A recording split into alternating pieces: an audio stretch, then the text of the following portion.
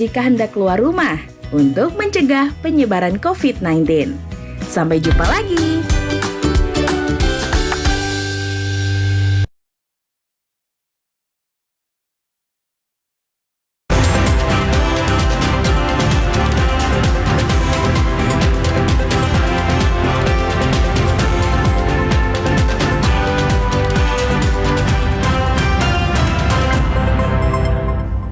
Selamat pagi saudara, Anda menyaksikan info terkini pukul 9 waktu Indonesia Barat bersama saya Andin Wijaya.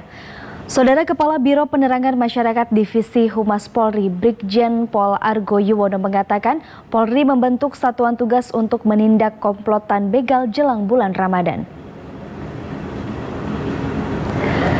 Kepala Biro Penerangan Masyarakat Divisi Humas Polri Brigjen Pol Argo Yuwono mengatakan Satgas tersebut dibentuk di masing-masing Polda dan dipimpin Direktur Reserse Kriminal Umum.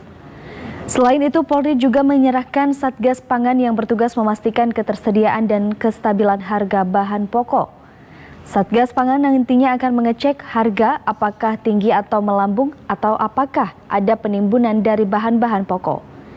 Sementara itu, terkait larangan mudik yang telah ditetapkan pemerintah, Polri mempercepat pelaksanaan operasi Ketupat 2020. Untuk pelaksanaan operasi terpusat ini akan dilaksanakan 7 hari sebelum Ramadan sampai 7 hari usai Ramadan.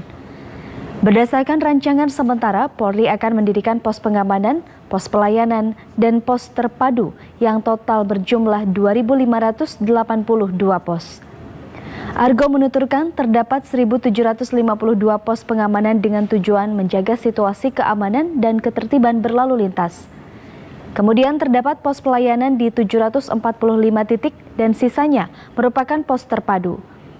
Argo pun menegaskan tidak ada penutupan ruas jalan selama larangan mudik tersebut sehingga distribusi logistik dapat tetap berjalan.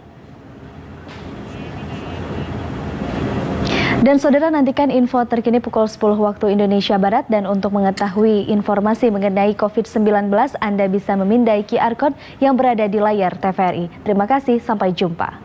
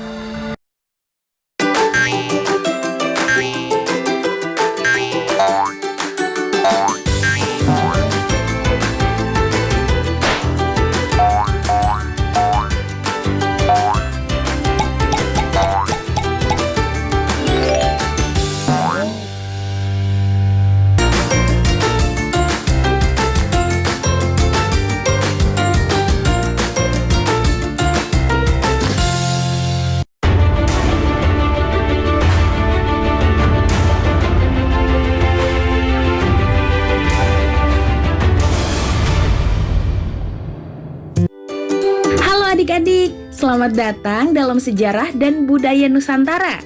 Hari ini kita belajar di rumah saja untuk menghindari penyebaran COVID-19. Ayo siapkan alat tulismu untuk menjawab pertanyaan mengenai sejarah dan budaya Maluku. Kerjakan tugas ini dengan bimbingan guru atau orang tuamu ya. Sekarang mari kita simak sejarah dan budaya Maluku selengkapnya. Hai teman-teman, kali ini kita akan menyimak sejarah rempah di Kepulauan Banda yang terletak di Provinsi Maluku. Rempah-rempah yang tumbuh dan ditanam di Nusantara selama berabad-abad silam telah menjadi daya tarik bagi bangsa-bangsa asing untuk datang. Salah satu wilayah penghasil rempah terbesar di timur Indonesia adalah Kepulauan Banda. Kepulauan Banda adalah wilayah penghasil buah pala terbesar dan terbaik di dunia. Sejak abad ke-13, pala telah dibudidayakan oleh masyarakat Banda. Kemajuan perkembangan perdagangan pala pada abad ke-15 membuat Banda semakin ramai dikunjungi oleh orang-orang asing dan perlahan menguatkan Banda sebagai pelabuhan rempah yang ramai.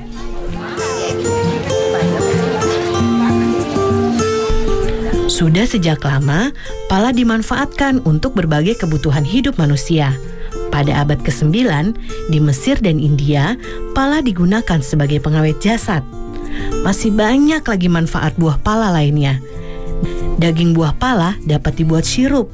Fuli atau kulit pembungkus biji pala dapat dimanfaatkan untuk membuat parfum, dan biji pala dimanfaatkan untuk obat-obatan, bumbu masak, kosmetik, dan minyak astiri. Berbagai manfaat buah pala inilah yang membuat bangsa Eropa sejak abad ke-16 berlomba-lomba datang ke Banda. Pada abad pertengahan, harga pala di pasar Eropa sangat mahal. Kalau dibandingkan dengan zaman sekarang, seperti gadget canggih yang harganya bisa puluhan juta rupiah.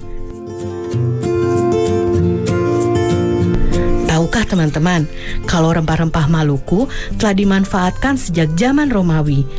Pala dibawa ke Eropa oleh para pedagang Cina yang singgah di Maluku.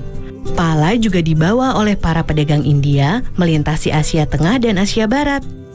Dari situlah kemudian pala tersebar ke berbagai penjuru dunia.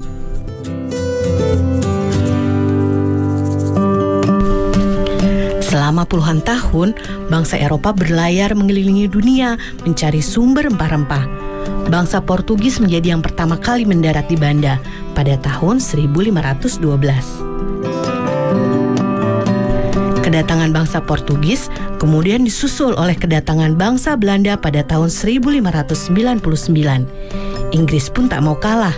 Mereka menyusul Belanda datang ke Banda pada tahun 1601. Persaingan Belanda dan Inggris memperebutkan pala di Banda akhirnya membuat Portugis tersisih. Melalui Serikat Dagang VOC, Belanda menjalankan taktik yang kejam untuk menguasai perdagangan pala. Belanda bahkan tak segan menggunakan berbagai cara, termasuk menyingkirkan para pemimpin desa atau yang dikenal dengan orang kaya. Kedatangan bangsa Eropa yang ingin menguasai perdagangan pala membuat masyarakat Banda menderita. Kejayaan pala sebagai rempah-rempah yang dicari oleh masyarakat dunia justru membuat masyarakat Banda perlahan terpinggirkan. Pada abad ke-19, setelah Inggris berhasil merebut Pulau Run dari tangan Belanda, Inggris kemudian membawa pohon pala keluar dari Banda dan mulai menanamnya di Sumatera dan Malaysia. Sejak saat itu, monopoli perdagangan pala dunia yang dikuasai oleh VOC pun runtuh. Nah teman-teman, kini pala dapat kita peroleh dengan mudah di seluruh Indonesia. Ibu dan nenek kita sering memakai bubuk pala sebagai bumbu dapur. Kita juga bisa menikmati berbagai olahannya, seperti manisan, sirup, dan minyak gosok. Ternyata, di balik bentuk pala yang mungil, tersimpan sejarah yang luar biasa ya. Sampai jumpa di cerita seru sejarah Indonesia lainnya. Nah, adik-adik, sekarang waktunya menjawab pertanyaan. Siap-siap mencatat ya. Pertanyaannya adalah, bagaimana cara membudidayakan tanaman buah pala? Dicatat ya, bagaimana cara membudidayakan tanaman buah pala? Jawablah pertanyaan ini sebagai tugas ya.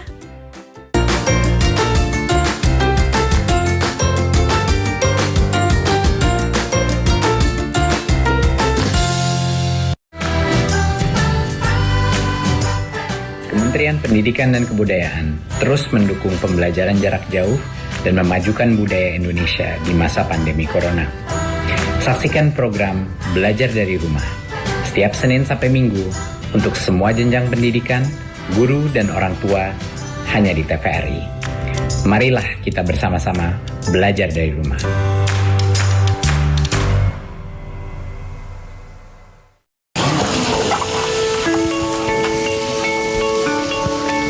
Perilaku hidup bersih dan sehat merupakan cara paling efektif untuk mencegah penularan virus corona. 1. Mari mencuci tangan menggunakan sabun selama 60 detik dengan air mengalir. 2. Tingkatkan daya tahan tubuh dengan istirahat cukup dan rajin berolahraga. 3. Konsumsi makanan bergizi seimbang yang dimasak sempurna dan minum air putih 8 gelas per hari. 4. Gunakanlah masker atau tutup mulut dengan lengan jika batuk atau bersin. 5. Jika ada gejala seperti demam dan sesak napas, segera kunjungi pelayanan kesehatan terdekat. Jadi, tetap tenang dan selalu waspada. Mari kita maksimalkan upaya pencegahan virus corona dengan menerapkan perilaku hidup bersih dan sehat.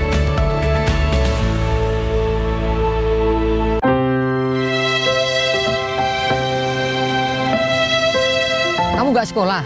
Nggak ada biaya, Pak De. Kan ada KIP. Saya itu masih bingung bagaimana cara mengurusnya. Kamu tinggal datang ke sekolah sama anakmu. Nanti akan diurus oleh sekolah. Punya anakku aja udah cair kok. Terima kasih, Pak De.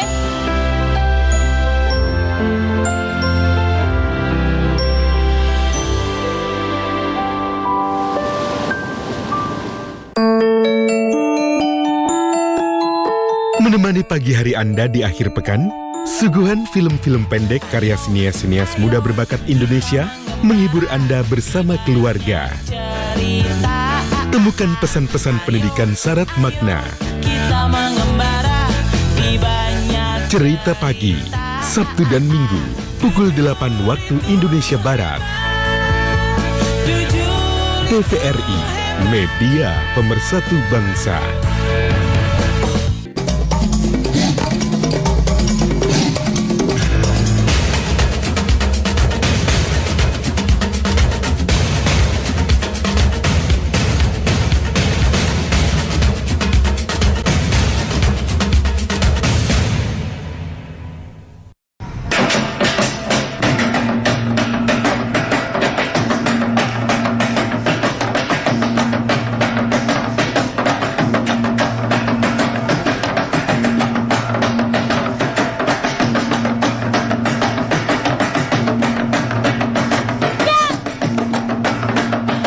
Sobat Pelangi, berjumpa kembali dalam program kesayangan kita, Pelangi Nusantara.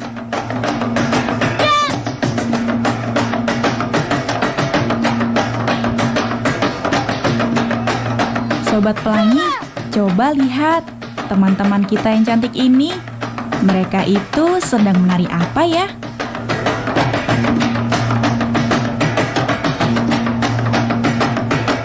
Oh, tari soya-soya.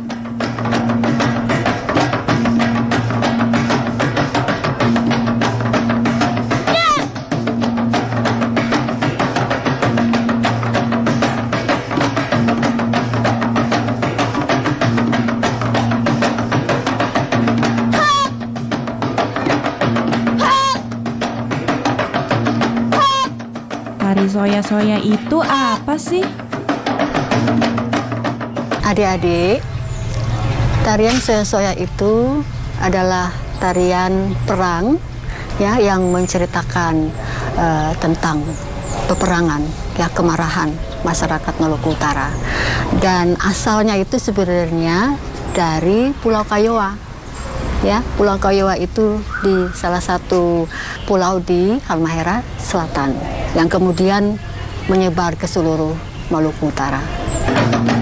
Oh, ternyata tari soya-soya itu berasal dari Maluku Utara.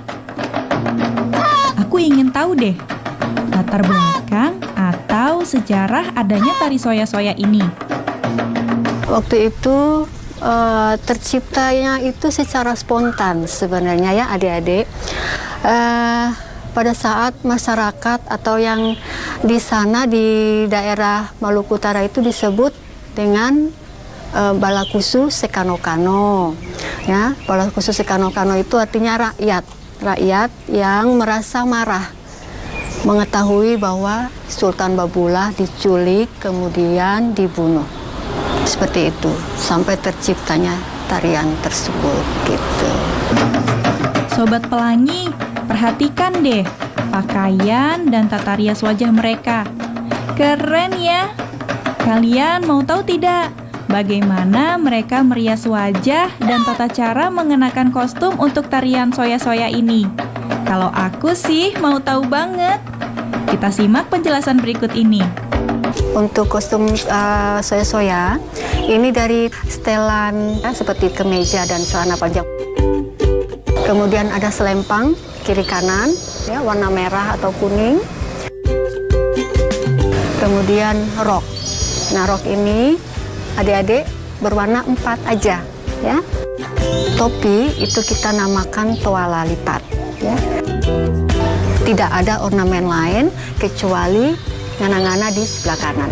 Dan salawaku yang kita pakai di kiri itu menggambarkan seperti ornamen untuk perang, ya, waktu saat itu. Jadi tarian soya-soya karena laki-laki semua, kita tidak memakai make up. Di tarian soya-soya ini ada sekitar 12 gerakan dasar, ya. Nah, tapi sampai sekarang itu kita belum ada namanya. Dari gerakan 1 sampai gerakan 12. Tapi setiap pergantian gerakan tadi sudah ada namanya, yaitu namanya saya, ya. Jadi setiap pergantian dari gerakan 1 ke gerakan berikutnya itu kita namakan saya. Dan salah satu gerakan yang kita sebut suba, yaitu pada saat kita hormat, ya. Kita duduk, kemudian kita hormat, itu menggambarkan kita menghormati. Jadi cerita dari setiap gerakan itu ada ceritanya. Salah satunya itu kita subah, itu menggambarkan kita subah atau hormat atas jenazah yang sudah ditemukan tadi, jenazah dari Sultan Babillah tadi. Itu. Jadi kostum adik-adik yang digunakan untuk penari soya-soya ini sangat unik, ya. Kita adaptasi dari bangsa kolonial dulu rupanya, ya. Jadi ada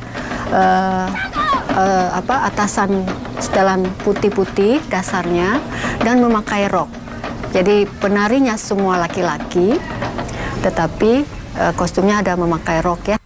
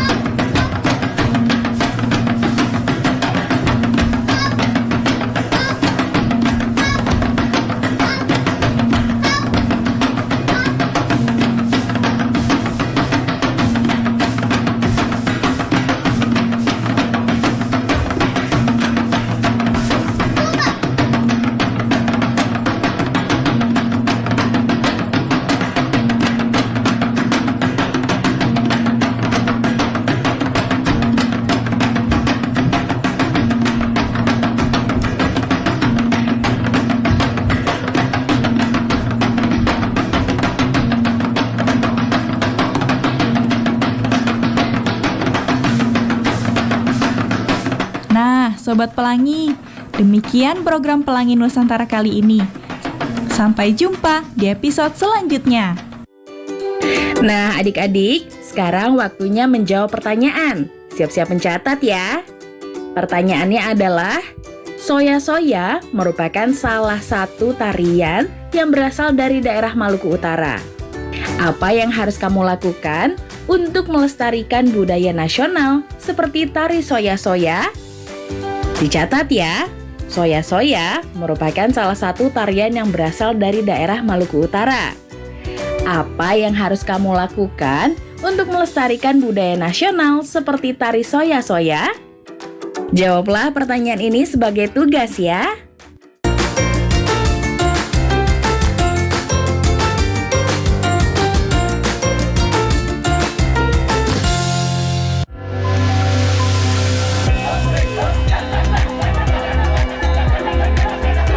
Indonesia memiliki keragaman budaya yang tersebar dari Sabang sampai Merauke. Temukan keragaman budaya Nusantara di Ragam Indonesia setiap Sabtu dan Minggu pukul 10.30 waktu Indonesia Barat. Dipersembahkan oleh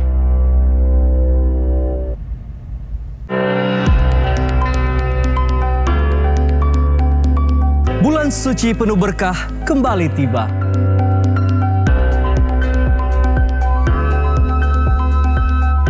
Waktu yang tepat menyucikan diri dari segala dosa.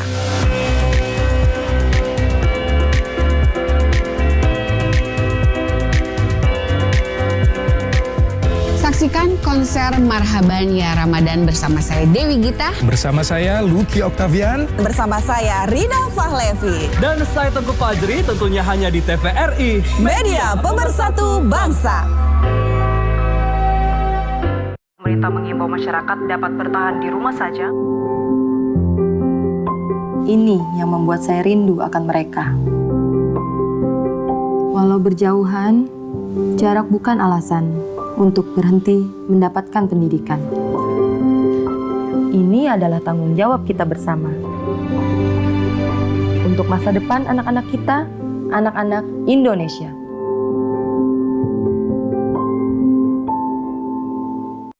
Belajar dari rumah sangat menyenangkan. Iya ya, asik banget. Belajar dari Rumah, sebuah program yang memperluas akses belajar melalui televisi dan untuk seluruh jenjang pendidikan, mulai PAUD hingga pendidikan menengah. Ada pula siaran kebudayaan untuk semua dan pengasuhan anak bagi orang tua dan guru. Saksikan Belajar dari Rumah hanya di TVRI, Senin sampai dengan Jumat, mulai 13 April 2020, mulai pukul 8 waktu Indonesia Barat. Tonton sajian program pembelajaran dan kebudayaan yang bermanfaat, seperti pesan Menteri Pendidikan dan Kebudayaan Republik Indonesia, Bapak Nadiem Makarim berikut ini.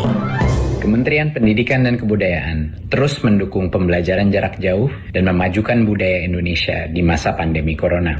Saksikan program Belajar dari Rumah untuk semua jenjang pendidikan, guru dan orang tua hanya di TVRI. Marilah kita bersama-sama belajar dari rumah. Informasi ini dipersembahkan oleh Kementerian Pendidikan dan Kebudayaan Republik Indonesia. Adik, sekarang waktunya menjawab pertanyaan. Siap-siap mencatat ya. Pertanyaannya adalah, apa nasihat yang terdapat dalam lagu Rasa Sayange? Nyanyikan lagu Rasa Sayange di depan ayah bundamu. Dicatat ya, apa nasihat yang terdapat dalam lagu Rasa Sayange? Nyanyikan lagu Rasa Sayange di depan